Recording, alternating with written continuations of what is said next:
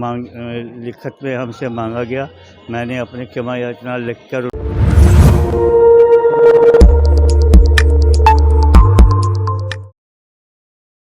नमस्कार, सत श्री अकाल। SSI 2 में स्वागत करते हैं। मैं देवेंद्र सिंह लड्डू। इस वक्त मैं सिखों के 10वें गुरु गोविंद सिंह महाराज की जन्मस्थली में यहाँ पर तमाम लोग आ रहे हैं दर्शन करने, मत्था टेकने के लिए। अब मैं बताता हूँ, यहाँ पर हूँ, ठीक जोड़ा घर के सामने हूँ। यहाँ पर आज से 4 महीना पूर्व में देश की महामहिम राष्ट्रपति द्रौपदी मुर्मू आई थी यहाँ पे और तखत साहिब में आकर दर्शन किए थी, मत्था टेकी थी। लेकिन जब यहाँ संगतों की जब बारी आती है तो एक काफ़ी चौंकाने वाली बात हुई थी। उस वक्त दलजीत सिंह जी, जो कि तखत साहिब के सुपरिटेंडेंट हैं, उनके द्वारा सिख संगत को किसी भी तरह का कुछ गलत व्यवहार हुआ था और सिख संगतों को उस वक्त जब है महामहिम जब आई थी तो उनको रोका गया था।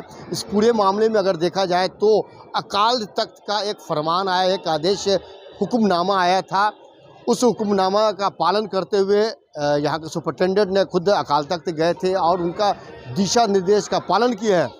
अकाल तख्त ने तखत साहिब में पंज प्यारे की अगुवाई में एक टीम को गठित कर दलजीत सिंह के मामले में क्या किस तरह का इनको सज़ा देने का है, उस चीज़ को पंज प्यारे ने एक अहम फैसला लेते हुए दलजीत सिंह जी ने इसी जोड़ा घर में आए हैं और जो भी साथ संगत जो आए थे उनका यहाँ सेवा किए हैं। साथ में लंगर हॉल में भी देखिएगा तो वहाँ भी सेवा दिए हैं। गुरु साहब के घर पर ये लगातार 3 दिनों तक वो कार्य करते रहेंगे। सबसे पहले चलते हैं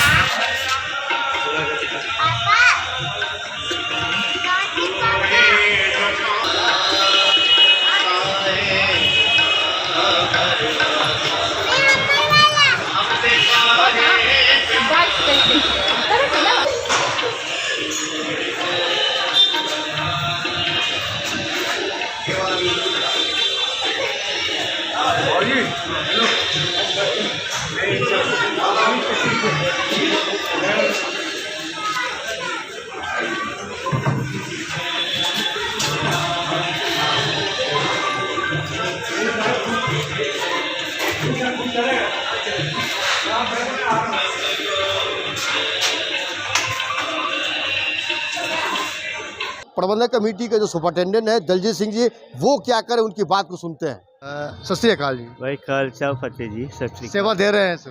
हाँ जी। क्या मामला था सर?